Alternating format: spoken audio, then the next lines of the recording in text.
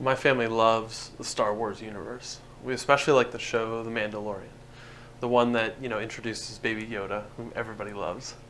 But when I think of The Mandalorian, I also think a little bit about church membership. So let me tell you what I mean by that. The Mandalorian is a space western show where the main character, who just goes by the name The Mandalorian, is a lone cowboy roaming the galaxy, exploring lawless new frontiers where there's no order or rule or authority, and the strongest thrive. And he does it all by himself. See, movies and shows like this draw us in because deep inside, we imagine ourselves to be totally like Mando, independent, no need for anyone, self-sufficient, with no accountability.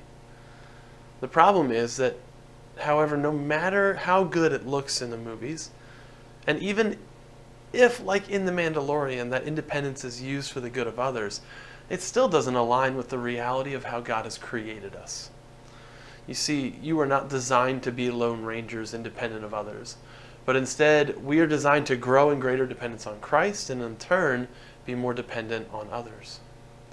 Saint Cyprian, who was a bishop in the 3rd century, famously said, "No one can have God as father who does not have the church as mother." Which means that if you are a Christian, you are a part of the universal global church. The church is the body of Christ, the visible picture and the experience of Jesus on earth today, where he is the head, he is the leader. And the church is the authority that Jesus has instituted here on earth to lead and guide and shape our lives as his people. And you can't be a church of one. You need other people. And that's what church membership is all about. It declares 2 things. First, it's an act of submission that says, I am not my own. I belong to Jesus.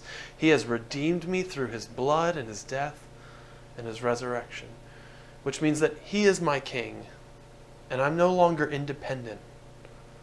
However, there's so many churches around that membership at a specific local church also marks out, secondly, who your community is, which spiritual leaders you are submitting to, where you prioritize your energy to serve and your resources to give, whom you are inviting to keep you accountable in following Jesus, and who you will hold accountable. Church membership puts a flag in the ground and says, I belong to Jesus and to these people.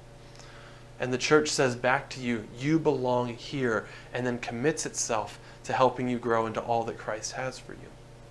And so this Sunday, October 2nd, immediately following the 11 o'clock service at Chelton, you are invited to come to a membership class to learn more about membership.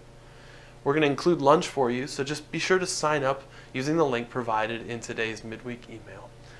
And whether you've been at Chelton for many years and never made this formal commitment, or if you're new and just want to learn more about this church family, there's no pressure. This is not a timeshare sales pitch, but just come and learn more about us and consider joining us. And so let's resist the urge to pretend that you're self-sufficient and a lone cowboy, and join us as we follow Christ together.